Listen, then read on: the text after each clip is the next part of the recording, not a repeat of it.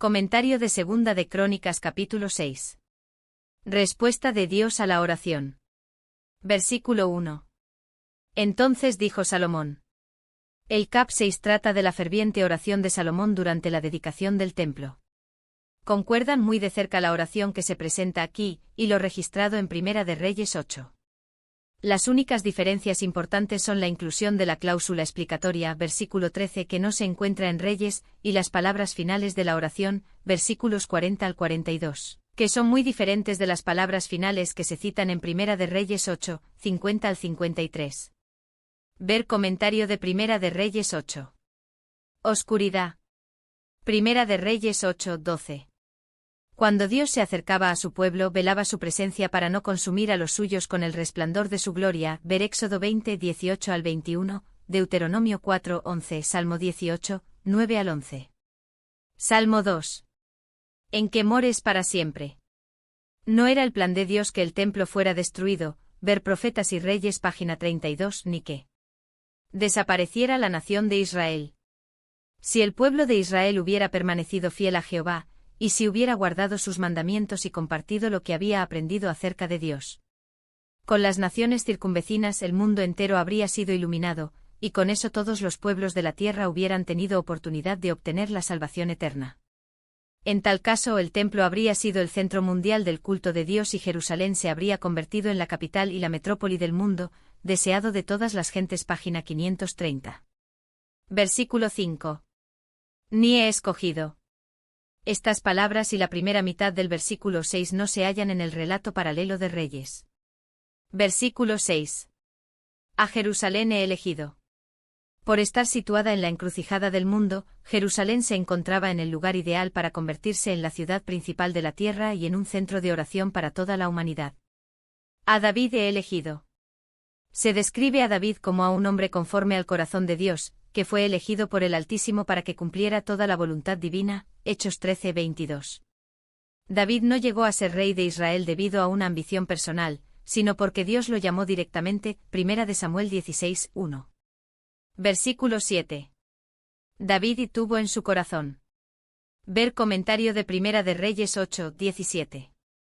Habría actualmente muchas iglesias más donde rendir culto a Dios en todo el mundo, si tan solo más de sus hijos tuvieran un deseo tan intenso como tuvo David de edificar majestuosos templos para el Señor. Versículo 8. Bien has hecho. Ver comentario de Primera de Reyes 8, 18. Versículo 9. Tú no edificarás. David no se enojó cuando el Señor le prohibió que edificara el templo.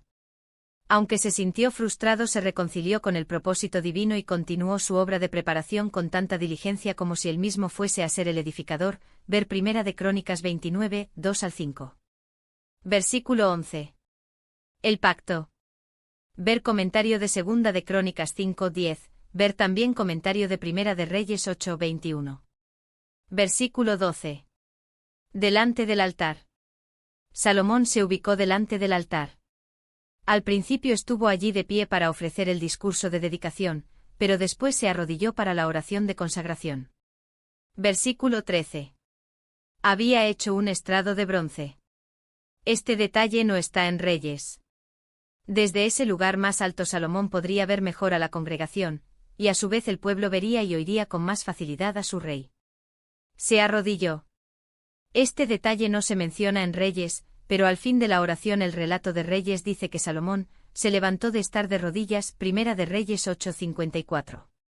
Aunque era rey de Israel, Salomón se inclinó con reverencia ante el Rey celestial. Esta actitud puso de manifiesto la grandeza del rey y su modestia, al reconocer públicamente su humilde posición ante el gran Rey de Reyes y Señor de Señores. ¿Guardas el pacto? Deuteronomio 7, 9, Nehemías 1, 5, Salmo 89, 2 y 3, Isaías 55, 3, Daniel 9, 4. Versículo 15. Lo has cumplido. En el tiempo de la dedicación del templo ya se habían cumplido muchas de las promesas de Dios. El Señor había prometido la tierra de Canaán a Abraham, Isaac y Jacob, y ahora esas promesas estaban comenzando a realizarse. A David se le había prometido un hijo que sería su sucesor en el trono, y ahora esa promesa se había cumplido. Para Israel, el futuro se veía esplendoroso con promesas y gloria. Dios había demostrado lo que haría para su pueblo si éste le era fiel. Versículo 16. Andando en mi ley. Salomón entendía la importancia de la lealtad a Dios y de la obediencia a su santa ley. Tenía conocimiento de la gloria y la paz que podrían existir si Israel permanecía fiel a Dios, y también sabía de los tristes resultados que acarrearía la transgresión. Por eso la oración de Salomón se convirtió en un sermón que presentó al pueblo una exhortación solemne y conmovedora para que recordara siempre a Dios y siguiera en sus caminos. Versículo 17. Cúmplase tu palabra. Compárese con el pedido de David en Primera de Crónicas 17:23. Versículo 18. Habitará con el hombre. Con cuánta frecuencia el débil ser humano se ha hecho a sí mismo la pregunta, ¿morará con la gente de la tierra el gran Dios del cielo? Dios dio la promesa a Moisés, yo estaré contigo, Éxodo 3:12. A Jacob le dio esa misma promesa, Génesis 31, 3 y 5, Génesis 48:15. El salmista dijo confiadamente, aunque ande en valle de sombra de muerte, no temeré mal alguno, porque tú estarás conmigo, Salmo 23:4. Jesús prometió, he aquí yo estoy con vosotros todos los días, hasta el fin del mundo, Mateo 28:20. A todo el que abre la puerta Dios extiende la promesa, entraré a él y cenaré con él, y él conmigo, Apocalipsis 3:20. Por doquiera, los seres humanos han llegado a darse cuenta de que ciertamente Dios morará con ellos. Todo el que esté dispuesto, en este mismo mundo podrá disfrutar del compañerismo de Dios y los ángeles. No te pueden contener. Dios es mayor que todo el universo que ha hecho. Los cielos de los cielos no pueden contenerlo. Mucho menos tan templo hecho por manos humanas. Nuestra gran necesidad es aprender a ser humildes y apacibles para caminar ante Dios con reverencia y santo temor. Versículo 21. Tu morada. El cielo es la verdadera morada de Dios. Sin embargo, Él se dignó morar con los suyos en la tierra, Éxodo 25:8. Perdones. Ver Salmo 103:12, Isaías 43:25, Isaías 44:22, Jeremías 50:20. Versículo 24. Fuere derrotado. Los que pecan contra Dios renuncian a su protección y están a merced del enemigo y de las fuerzas de las tinieblas. Moisés predijo claramente que si Israel pecase, caería ante sus enemigos, Levítico 26:14 y 17, Deuteronomio 28:15 y 25. Versículo 26. No hubiere lluvias. Ver comentario Primera de Reyes 8:35, Joel 1:18 al 20. Versículo 28. Pestilencia. Ver comentario de Primera de Reyes 8:37 y 38. Versículo 31. Anden en tus caminos. En su oración Salomón no pidió castigos, pero si estos se presentaban, rogó al Señor que pudieran despertar al pueblo y apartarlo de sus malos caminos. Dios permite que sobrevengan los castigos para que la gente aprenda justicia, ver Isaías 26:9. Versículo 32. Al extranjero. Salomón no solo oró por Israel sino por los extranjeros lejanos.